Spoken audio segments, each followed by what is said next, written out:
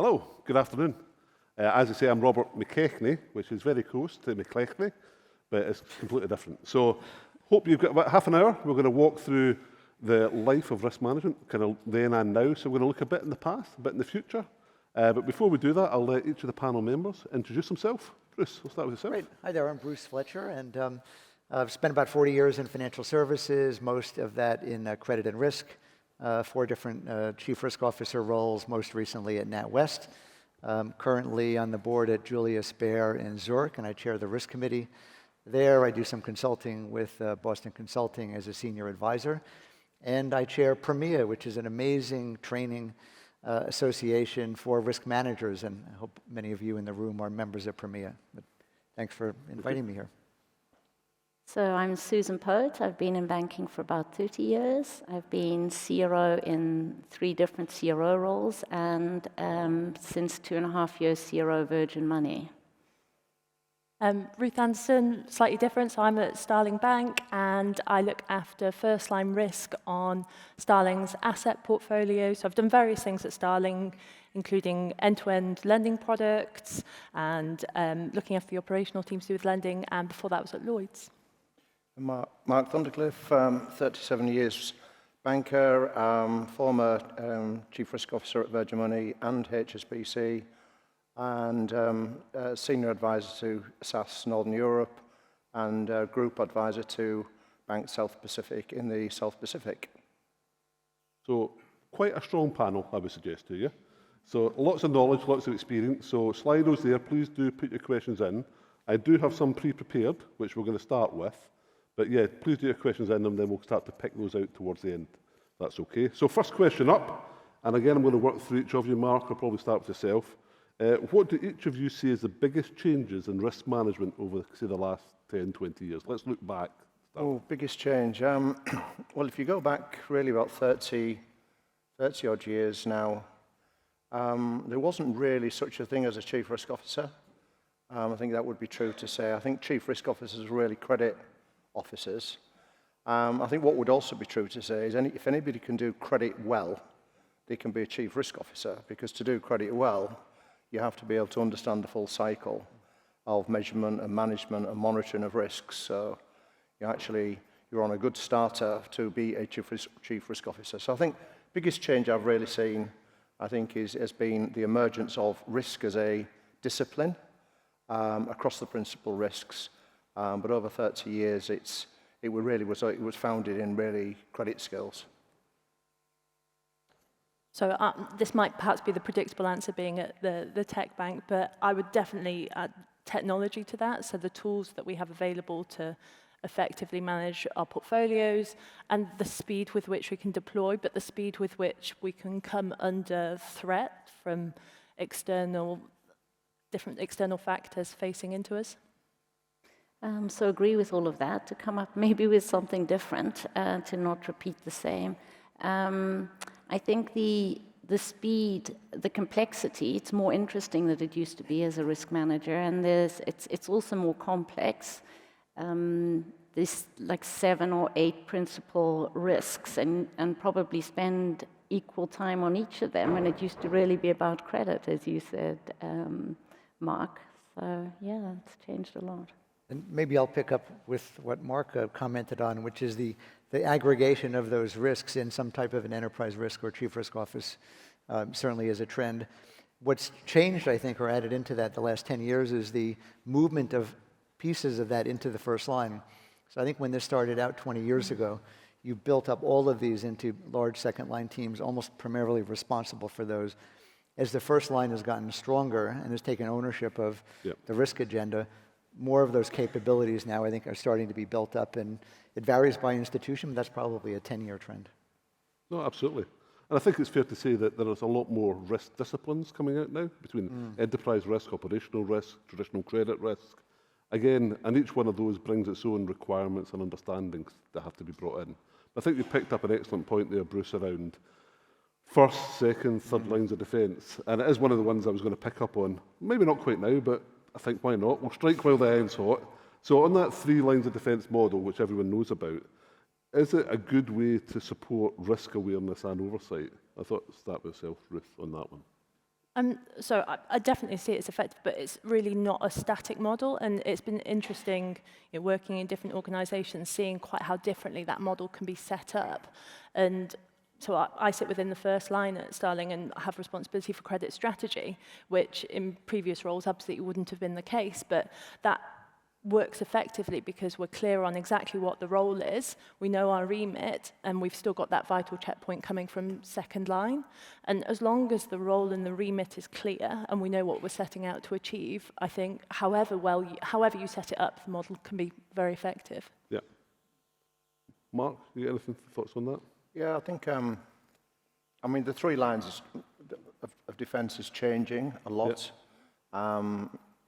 I saw it get really quite well established about 15 years ago as the checks and balances. But I think as technology has evolved and as risk management disciplines and as increasingly become something which is now more embedded within financial services and in firms, and regulation has caught up the curve as well. Yeah. I think what we're really starting to see now is technology playing a much larger role in three lines. It's changing the shape and the dynamic of who's doing what, where the makers and the checkers are. Yeah. But I think the second line itself, in being able to oversee these technological changes, I think it still remains quite a critical area of understanding. Yeah.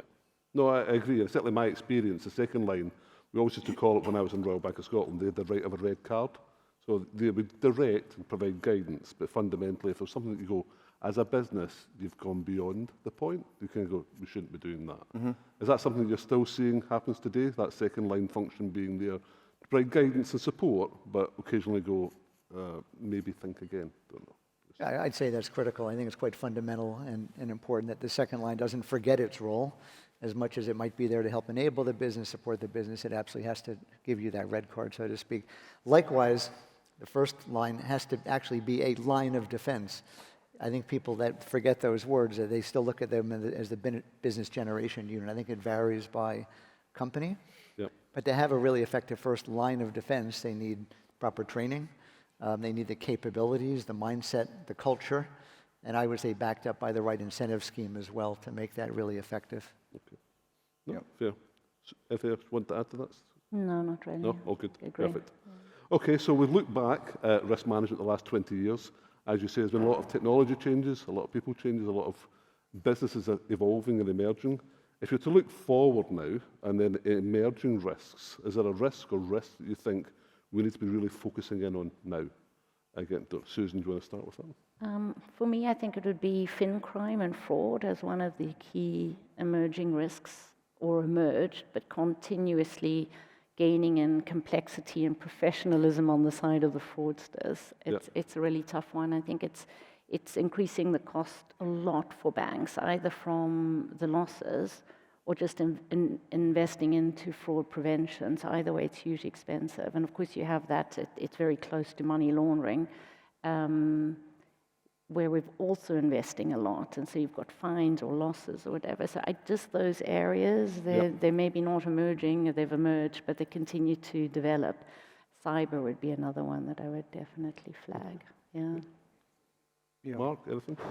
Yeah, I'd agree with all of that. I think the fin crime and fraud are becoming ever increasingly more sophisticated in their typologies.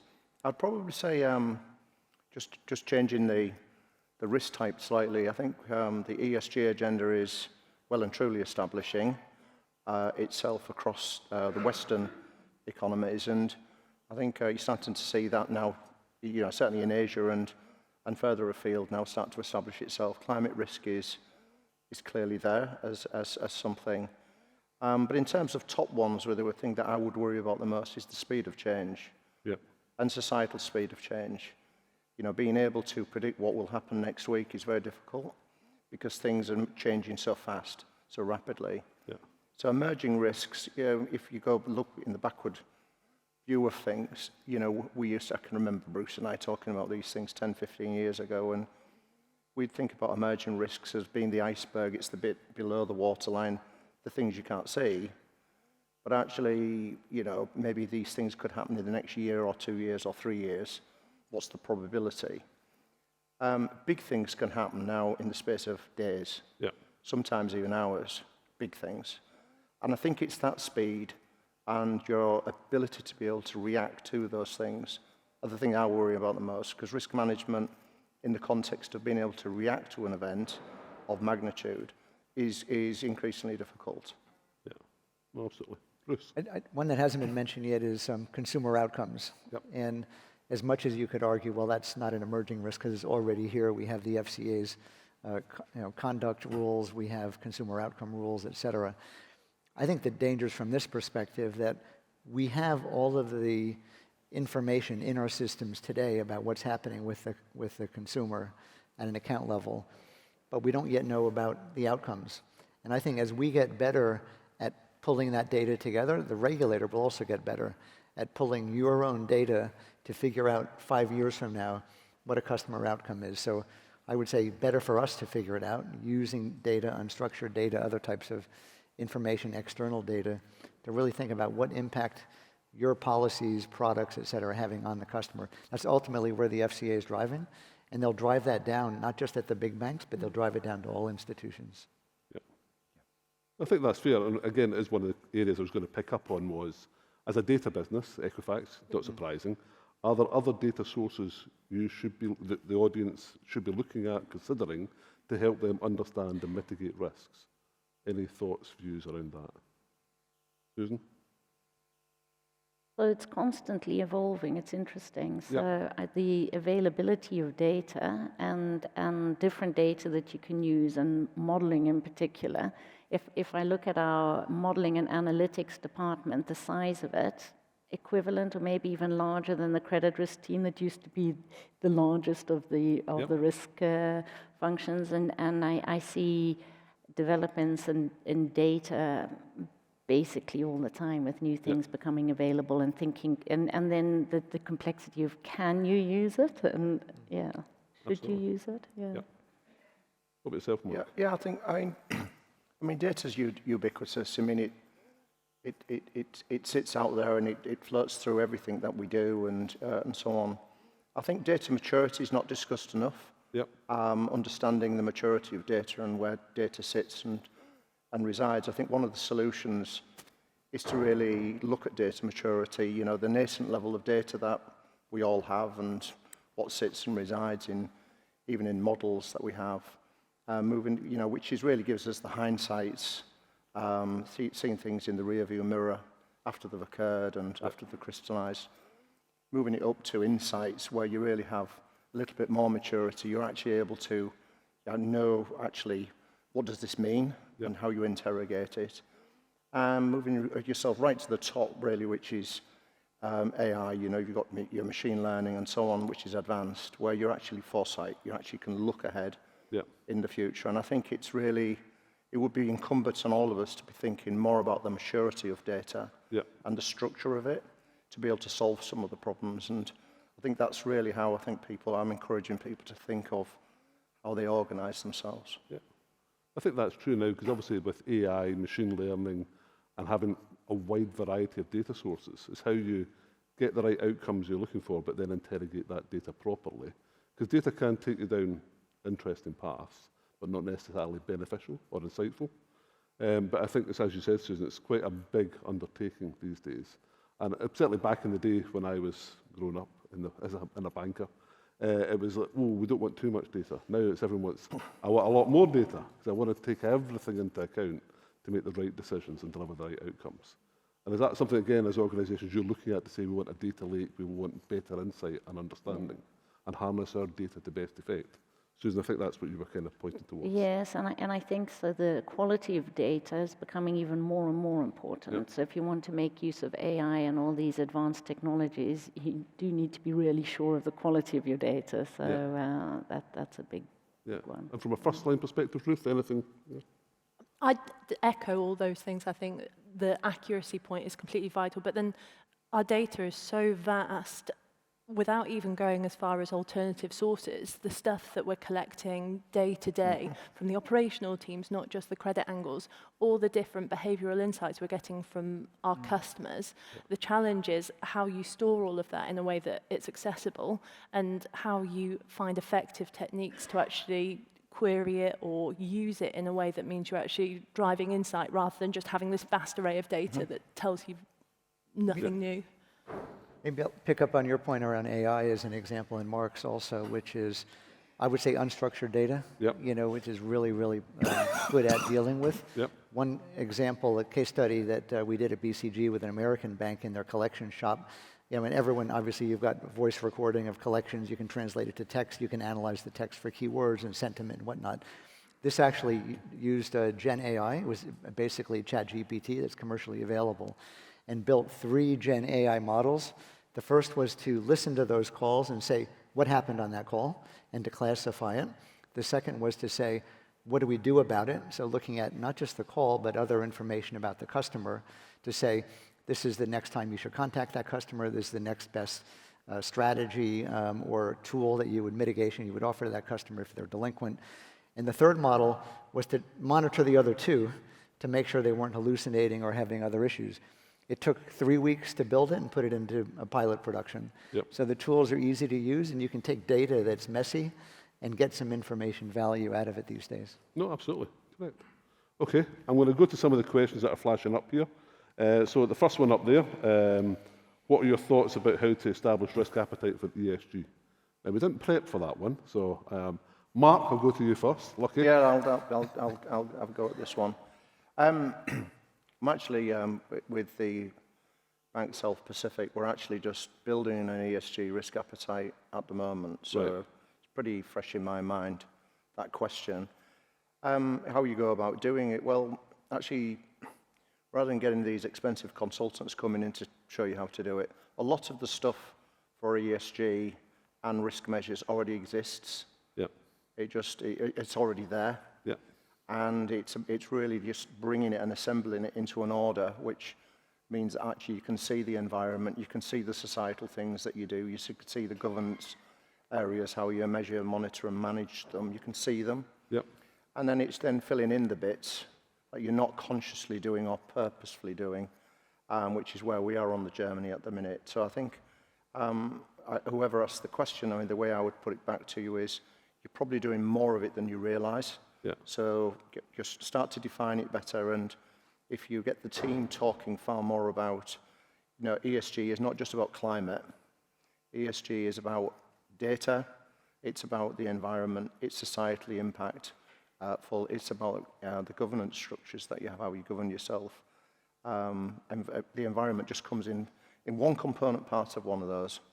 And so I think it's important people understand what that agenda is trying to drive. No, and I think in the UK, ESG is such a big area. The government's been quite clear on 2030, 2050. It feels like it's a long way away, but it's not really a long way away.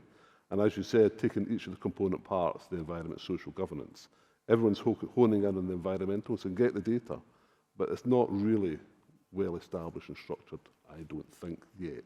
There's a lot of guidance out there, but it's not good, clean data sources. Don't know, Susan, for yourself, anything there on ESG you want to throw in? I was already prepping myself for the second one. Oh, go ahead, why not? Okay. You're too young to have made any mistakes, Susan. No, exactly. That's a compliment, thanks. Which would you like me to do, the ESG one? No, by all means, skip on. You can tell me what to do, that's absolutely fine. So, second question, for those that didn't read it. What's the biggest mistake or learning you have made in your career, and how did you manage through it? Actually, I was just scrolling through the questions, like that's interesting. And that one just caught my eye because I thought, gosh, which is it? If you ask me, which is it? And I thought, I have made a few mistakes. But I think it's really important that you can learn from them and that you work in an environment where making mistakes is okay. So it's also been something that I've tried to take with me. you know, as you become a leader yourself, that making mistakes is okay. So I haven't been traumatized too much by mistakes. I made a mistake once when I was on the commercial side with an origination, and there were fraudsters, and we lost money, and I just had so many sleepless nights over that. But okay, that can happen. And one mistake or learning is when I was pregnant with with the second child, and I had two job offers. And the one I was actually more passionate about, I didn't do. I did the one that I was sure I would be able to perform in and manage with the baby. And then in the course of that year, or sort of year and a half, I was super bored in that role. And I was like, okay, that was actually a mistake. I should have just gone for the one and somehow it'll work out. So, so that's, yeah. So I did change roles after about 1.5 years. Quite right. Yeah. Bruce, anything you want to take? Any guidance on that one? Too many mistakes. It's a long list, and it would take the rest of the session. But it's tied to the next one, which is, you know, what one piece of advice would I give my 20-year-old self? And that would be, when I look back on the mistakes that I've made, I didn't ask enough questions. You know, I felt like I knew it all. And I think that's a danger of, you know, as we become more expert in our career, you can fall a trap you can fall into. And secondly, didn't ask for help. And I think we all sometimes look at whatever situation we're grappling with, and you work through it with logic and maybe one or two people on your team, and you work through these. Go outside your organization. Go to events like this. Have a coffee with someone. Maybe you formally need to actually engage someone for some help. But I think those are the two most critical things from my perspective. Okay. Anything for yourself, Ruth? I'd probably tell myself to back myself more, walking into the workplace, and when someone gives you an opinion on something that you don't agree with, just because they're more experienced doesn't mean that you can't ask questions, that you might have a different perspective that's really important. And I think there are plenty of situations in which if I'd have backed my own judgment a little bit more and kept challenging, kept asking the right questions, it probably would have resulted in a better outcome. Okay. Mark, you look like you're bursting to tell me something. I'm not saying this because my wife's in the audience, by the way. But more time with family. You know, 37 years and, you know, traveling 30 odd countries and living all around the world, it takes its toll on the work-life balance. And, you know, if I could have my time over, I would sacrifice just a little bit of that for a little bit more time with the family. It's too late now, but that's why they're here. Just they follow me now. No. I hear you. So a bit more time with them. I think just keeping that balance right would be something I would probably have suggested to myself to do. Fine. I might as well carry on with the question. So what's the most important or important risk you manage? The most important one, people. People. Yeah. People will let you down. It's people. Yeah. You know, it's the cross-cutting risk alongside operational, obviously, but all of these principal risks, it's usually people at the end of the day. Yeah. And they're the ones that'll let you down. And so you really need to spend time on developing the right culture, train them well, really make sure you know your people and their skills, and really spend time on that. Yeah. Will help you with all the risks you want to manage, but it's people. Right. Okay. Ruth, thoughts on that? I would add to that a lot of the operational risk controls that we have in place to make sure we're doing the right things and checking the right things, that we can all work on a best endeavours basis, but if we've not got a really strong control framework that surrounds it, that's when things slip through and we start to make mistakes. Susan? It's so difficult to say because I referred to those principal risks, and I find that it's luckily it's not always at the same time. So there's usually one or two where there's some, you know, there's some emergency or something really important to manage, or that particular year or that quarter is the key one. So I find it differs over time in risks and which are key. Okay. And I would just add in, related to culture, is conduct. Yep. You know, and I think it's the way people behave. It's not what we think how we should behave. It's what do we actually do on the ground. And it always comes down to culture issues and conduct issues when you have firms really get in trouble, whether it's a credit crisis or it's a regulatory intervention. It comes down to that. Good. And, they're coming in thick and fast. Thank you for that. You mentioned risk being the first line of defence. How do you balance that with innovation on where you focus? We do see that a lot, certainly, that everyone's wanted to innovate, do something new, different, differentiate, etc. But then it's, do you keep the risk management alongside that? Is that something you're seeing in your organisations? Susan, you're nodding away. So I think that risk being, well, first line of defense is maybe first, that's the business, and second line is risk. But I think it really differs, and it was interesting listening to Ruth as well. So I think that where you innovation and where you place risk or where you are in the cycle is quite important. So there are quite a few examples where I remember when ING introduced ING Direct, for those of you who know, that was really successful and was one of the first digital banks, and it sort of went across the whole world. It was set up outside of the regular risk organization, and so that they were able to innovate, and then they were brought back in, much to their sorrow, to sort of. So I think I don't think innovation and risk are contradictory to each other, but I think you have to really be clear on your roles and responsibilities and where you are in the cycle. And yeah, absolutely. I think for me, certainly, that the agile approach to developing now can bring with it some risks as well. Of course. Is that something that you're saying people want to try and crack on, innovate, then go, oh, wait a minute, I've not thought about X, Y, Z. Mark, is that something that you've got a view on? Yeah, well, one of the sayings that occurs to me, when you think about innovation, you think of change, and you think of the change agenda and the speed of change. But actually, as a risk manager, you're always thinking about, well, where does that bubble, you squeeze the risk, but actually it'll emerge somewhere else anyway. So how do you think about it? I think as a risk manager, innovation goes hand in hand with change. And but the saying when I lived in India was, a snake that doesn't move is a belt. and I think that snake, it needs to keep evolving, it needs to keep moving, otherwise it's dead. It'll be a belt, it'll be somebody's belt. Yeah. And so the strategy and how you evolve, this is the most important thing of all. And so you need to mobilize the first line to be capable and able to do that. But it's not a question of do you innovate or not innovate. You have to be able to keep doing that. If you do not do that, then you'll be finished. Yep. So that's the most important risk of all, is actually the strategic risk. You just need to make sure that the first line are capable and they have a innovation mindset. Yeah. It has to be a mindset. No, absolutely. And I think that was, again, one of the things we're going to talk about, being risk-aware, risk-averse.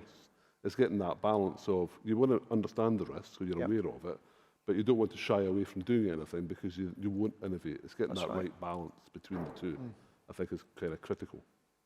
Okay. Getting close to time, so I'm going to get ready for your summing up of what, if you had to leave this room, what's the one bit of information you want to pass, one or two bits of information, the gems that you've earned over all those years that you want to pass on.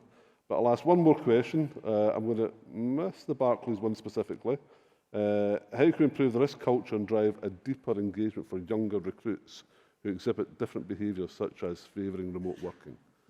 Bruce, do you want to have a... Yeah.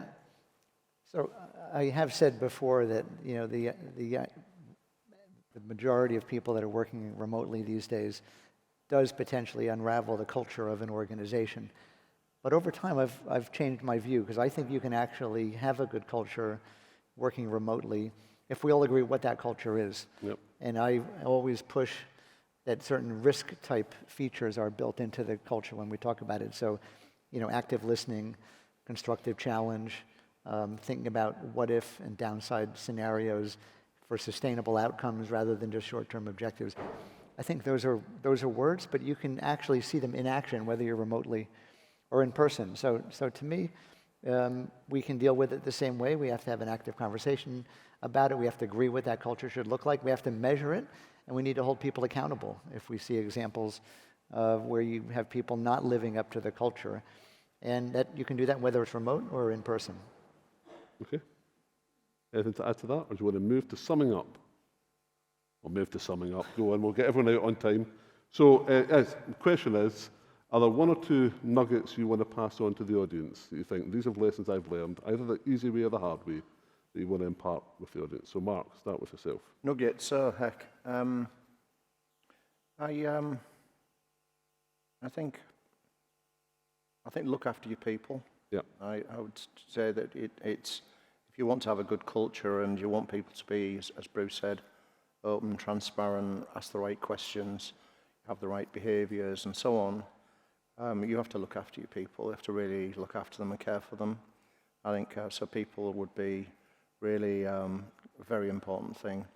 And I think that if it was a nugget or anything like this, I think this innovation mindset, not accepting the status quo, actually believing that actually that change and things will change, Yep. and accepting that, and actually understanding.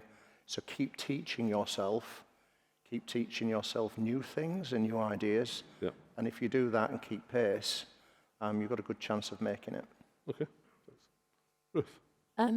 So I would perhaps say ask the questions you want to ask so that you can be risk aware, like we've talked about, rather than moving forward into something without having time to sufficiently reflect and make a balanced decision. Because if you are rushed into something and you've not had time to ask your questions, fully consider the position, then you're probably going to end up taking 2 steps backwards at some point. Yeah. Susan. So just sort of getting back to the theme of risk culture or behavioral risk, which I always think is really interesting. So in my experience, if you have a lack of clarity on roles and responsibilities or a mistake in your org design, if you get your incentives wrong, that can really create behavioral issues. And the same people who would have had maybe a perfectly fine behavior if you hadn't got those things wrong. So the obligation on the organization or on the leader to make sure that those things are clear and clarified and keep on educating yourself, change if appropriate, but really a key one for me. Okay. And I would say never stop learning. Okay. So as much as I'm here speaking, with the group and trying to impart some bit of knowledge, I'm here for 2 days because I'm still learning. And I said in the fraud session earlier, I'll sit through the sessions tomorrow, I will learn things that I don't know today. So I would say be curious, never stop learning, and tying it with Mark's remark around people, bring that to your people as well. Provide training to them, teach some of the courses yourself, develop case studies together, so you collectively learn. And I know it's cliche to talk about a learning organization. Make it personal to yourself that you're going to make that investment. Okay, thank you for that. And I think that, for me, is I was going to kind of wind up now. Thank you for your time. It did make me think when we were going through that, but ask questions, and you probably saw the video at the opening when Equifax about what if. I think for me, I was going, yeah, what if? What if? That's risk management. Always ask those questions. So thank you for your time. If you'd like to thank the panel, that'd be appreciated. And any questions, by all means, pick up with us afterwards. Okay, thank you. Okay. Thank you. Thank you.